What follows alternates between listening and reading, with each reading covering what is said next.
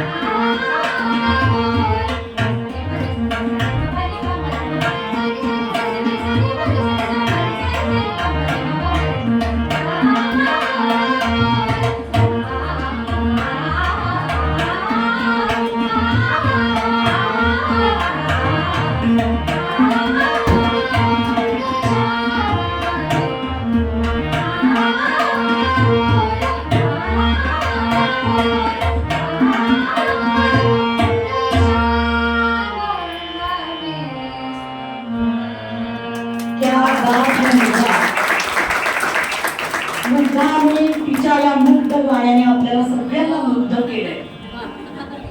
सूर, लय, ताल याचा अचूक टायमिंग कसं असावं हे आता तिच्या गाण्यातनं तिने दाखवून दिलेलं आहे. आणि मला असं वाटतं की आमच्यासारख्या लोकांनी तिच्याकडनं शिकायला पाहिजे आता काय. पुन्हा एकदा आपण आता सुगम संगीताकडे वळतो आहोत.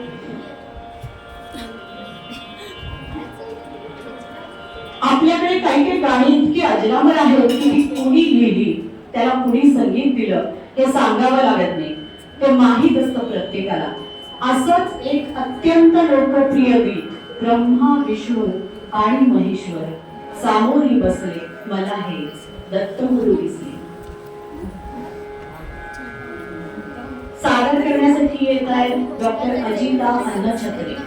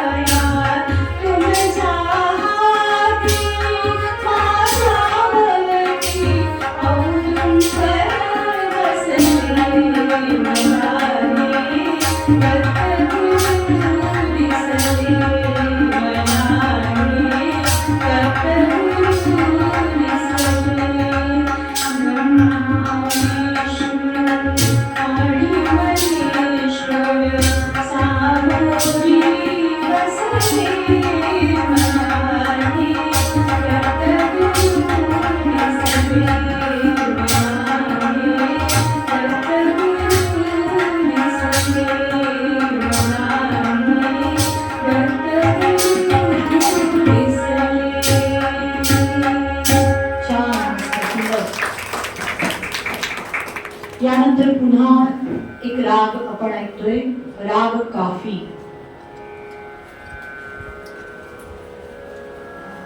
उपशास्त्रीय संगीतासाठी हा राग खूप वापरला जातो. विशेष करून ठुमरी, दादरा आणि भक्ती गीतांसाठी जास्त वापरला जाणारा हा राग आहे. या रागाला गंधार आणि विशाल म्हणजे ग आणि नी दोन्ही कोमल लागतात. भक्ती रस प्रधान असा हा राग सादर करतायत सुमेधा देशपांडे.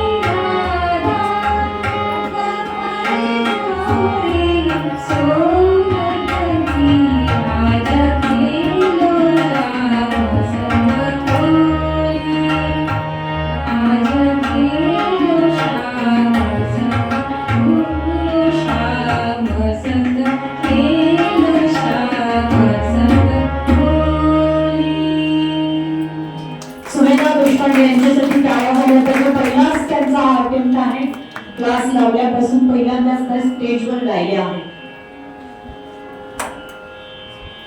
आता 17 तारखेला आपण सगळ्यांनी आषाढी एकादशी साजरी केली आणि जवळजवळ 17 लाख वारकरी पंढरपूरला दर्शनासाठी जमले होते आणि हा आकडा दरवर्षी वाढतोच आहे. विठ्ठल रूपाची ही मोहिनी आहे की भक्ताला स्वतःचा विसर पडतो त्याच्या दर्शनासाठी आणि तोही वारकरी आणि भक्त जो आहे तो विठ्ठल नामामध्ये दंग होऊन जातो आणि तोही देव म्हणजे विठ्ठल असा आहे की गरिबांवरच्या कण्याही तो आनंदाने खातो. भक्ताच्या घरी देहभान विसरून नाचतो. संत चोखोबांनी त्यांच्या एका अभंगामध्ये असंच विठ्ठलाचं वर्णन केलेलं आहे. अबीर मुलाल उधळी तरंग नाथा घरी नाचे माझा सखा पांडुरंग. अश्विनी बंडाळे.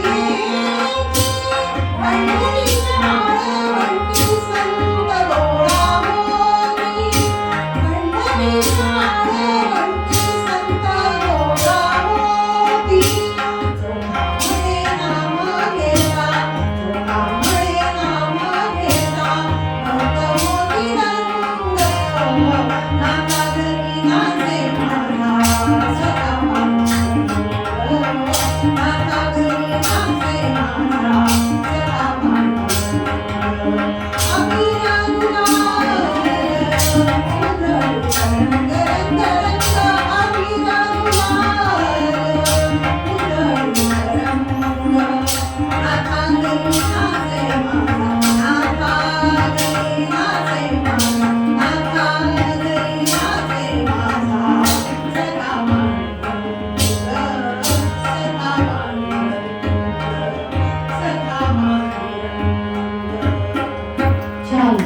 खूपच.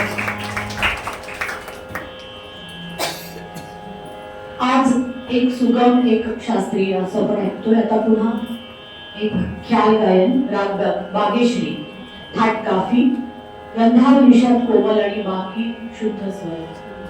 शृंगार रसाचा हा थोडासा राग आहे आणि रात्रीच्या वेळी गायला जातो. वर्षा कुलकर्णी.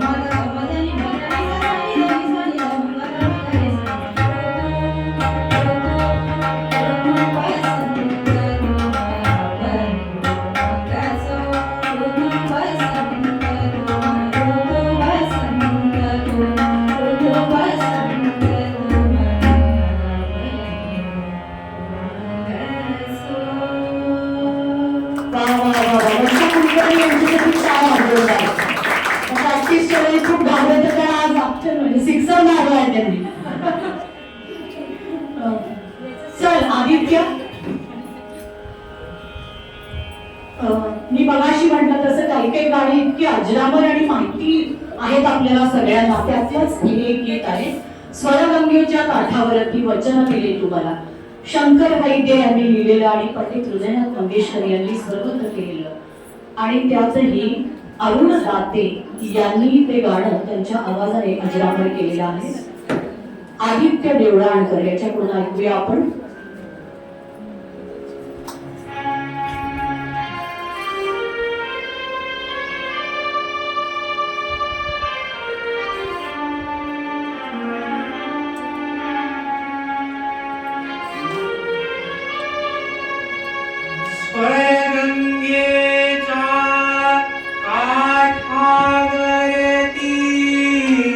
वचन दिले तू मला. स्वर्गंगेच्या काठावरती वचन दिले तू मला. गतजन्मीची पूर्ण सापडे ओळखले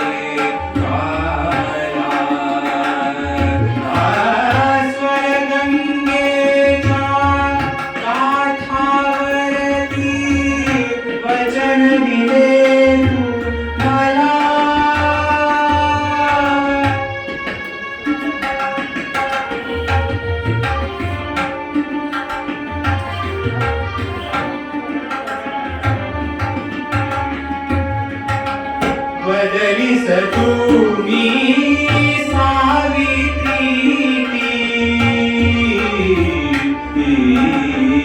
शकुंतला मी दमयंती. बदलीस तुम्ही सावित्री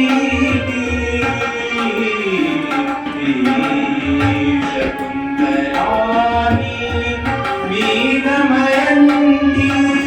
नाव भिन्न परी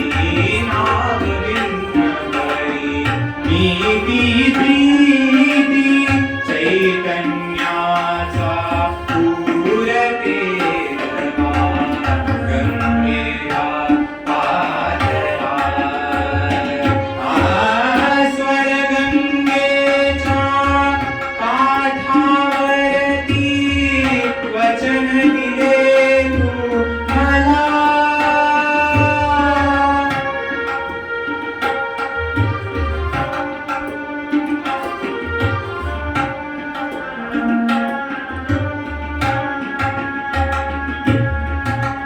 अफाट जगती जीवन जगण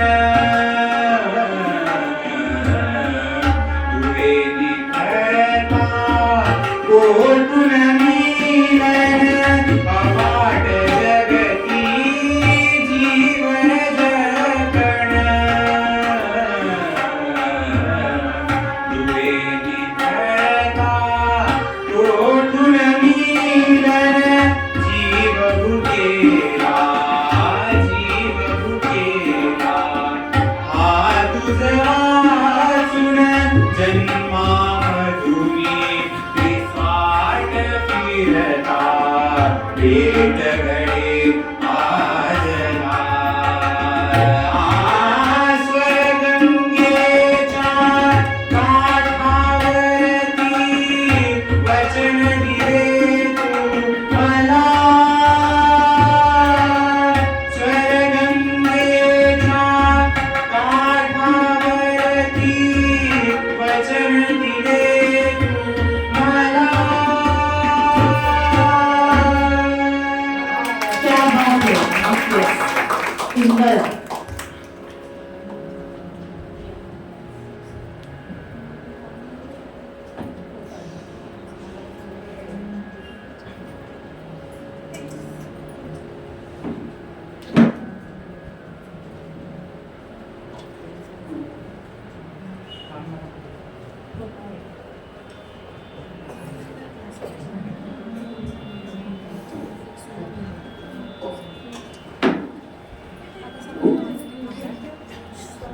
झालं तर राहिले.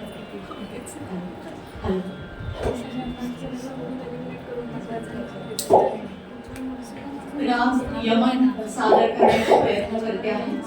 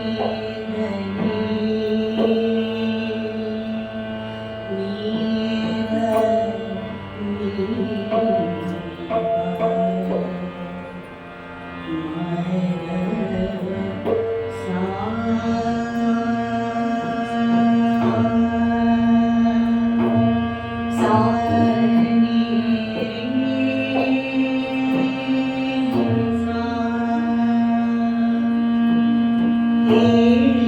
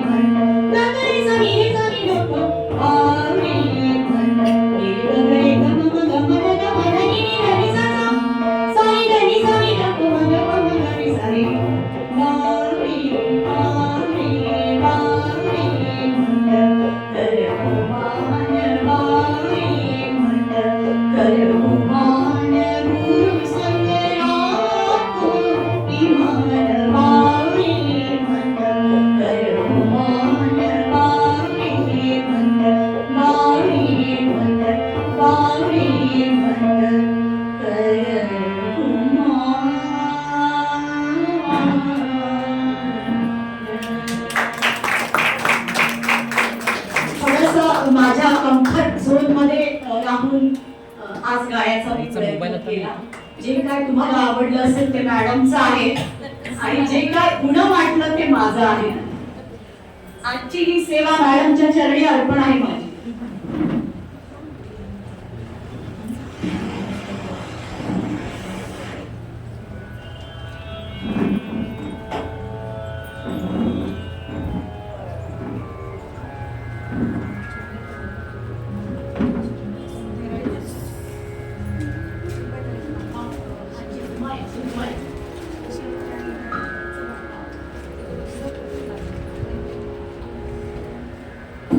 यमन राग इतका बलाढ्य आणि महत्वाचा राग आहे रागदारी संगीतातला.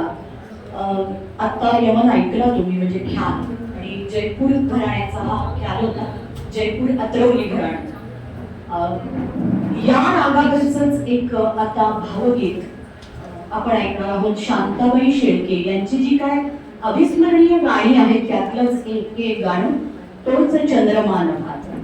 चिन्मय महाजन.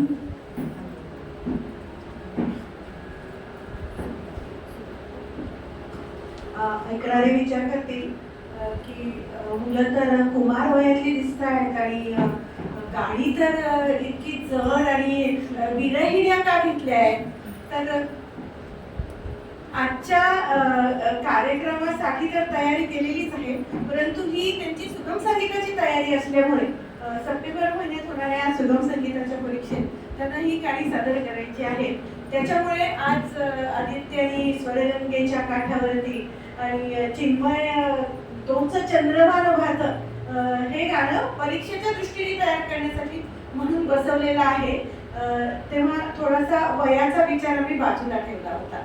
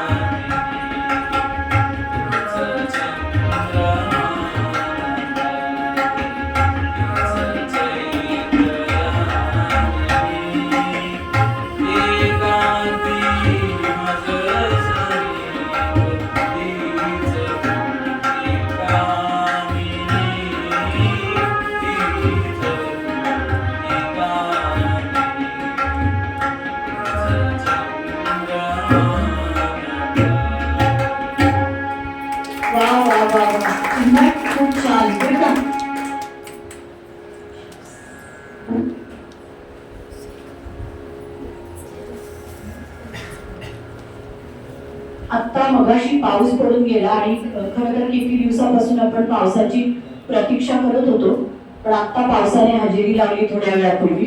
पण आता राग मल्हार आपण ऐकणार आहोत ईशा देशपांडेकडून, आणि वर्षा ऋतूत केव्हाही गायला जाणारा हा खूप सुंदर राग आहे.